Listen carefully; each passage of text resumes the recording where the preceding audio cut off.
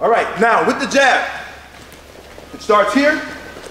What a lot of people do is they fall in with their jab. Okay, we've been taught you take that jab and you send it here. Now look at the distance that my chin travels when I do that. You understand? So the minute this guy slips that jab, I have brought my chin to the fire. I put my chin dead into the freaking fire. Okay? Bring your jab from here. Okay? So now, when you learn to throw the jab here, your chin stays back, you just deliver the jab and close the door. Okay? So now, when he throws that jab, when you throw the jab from here, in order for me to counter, I have to come get it.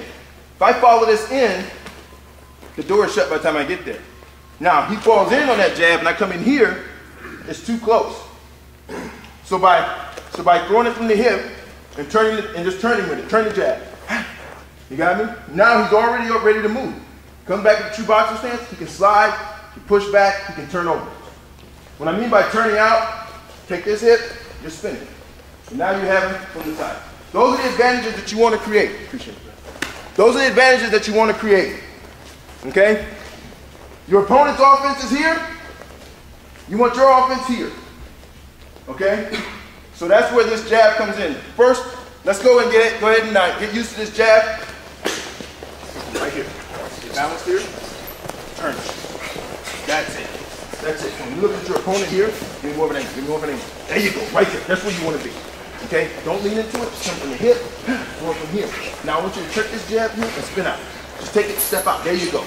You understand? That creates movement for you, because a lot of times you get these guys and they don't care that you're going to take that jab anyway, and they're going to come here. Okay? So when you take that jab and step over, and you're moving out of the way, that's it. So now you're not standing there, because most of the times you guys throw jabs, bam, bam, they just take the next one. Okay? So now you take that jab, now you can come at his offense is facing this way. That creates the opening for you. Okay?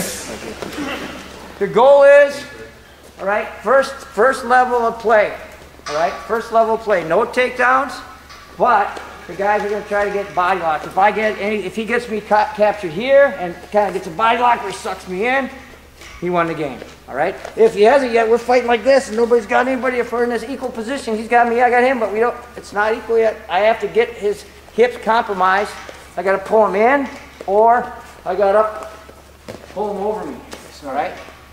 So you're fighting. One of the keys here, guys, if you have worked with good Greco guys, it's like their elbows are stuck to their rib cage.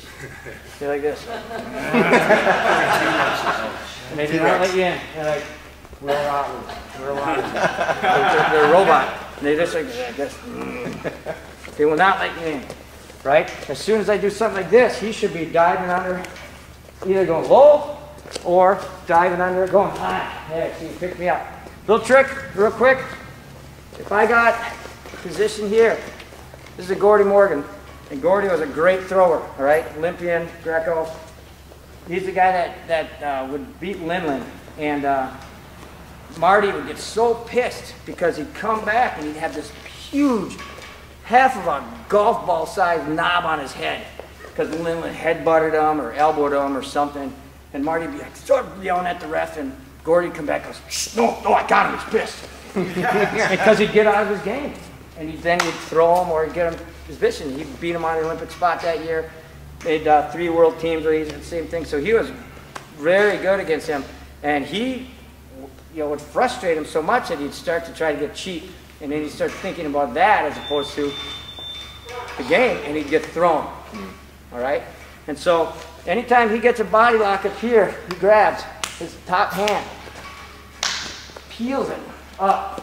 All right, so you see what happens to his shoulders? Instead of just going like this, see nothing's happening to his shoulders, takes his hands, peels, which now forces his shoulders up.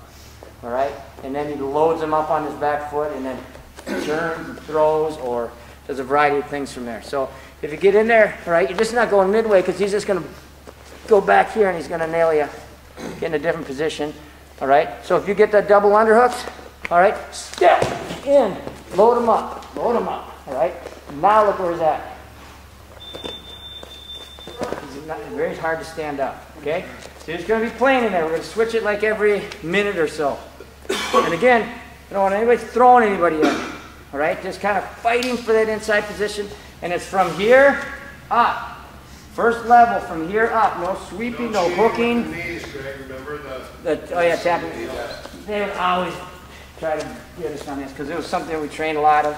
We go like this, go. We tap, we'd stick it on our knees. Use your knees for Greco, guys. And then whoop. You see how I bent him at his femur? So I'd lift him up, and I didn't want to. You cannot tap the knees and use it to bend them, but I can use my knee as a post here. If it's a post and it was there before I initiate the throw, it's fine. He trips over it. But what would happen is the guys would come in and they'd go, and they'd freeze that knee out for a second so the guy couldn't move it.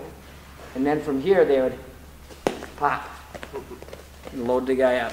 All right, so they'd always be like, all right, watch the Minnesota guys, watch these hats. Like, all right.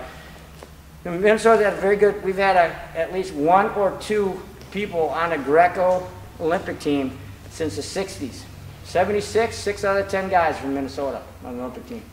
Got a really strong Greco program up there. All right, it's cold, and I also do.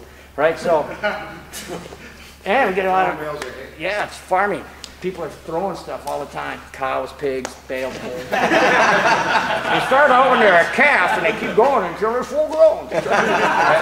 So, all right, so grab your partner, and just no tripping. Just try to get body locks. Fight for it, okay? Sir. Same thing on the other side, though. Don't give up. Don't, if he gets my back or whatever, I don't just go, oh, shoot. No, you know, do something.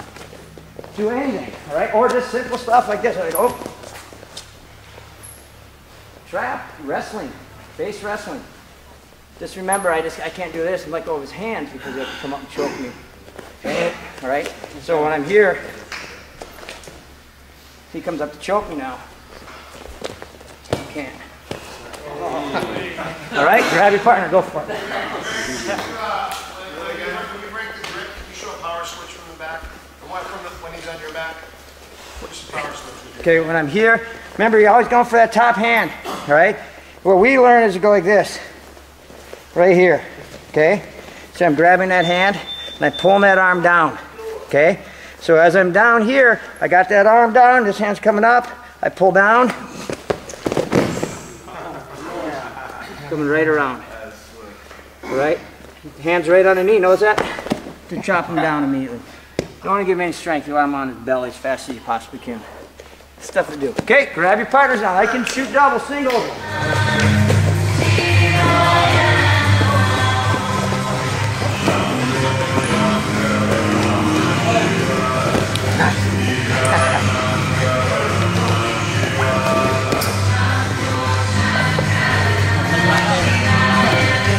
Nice.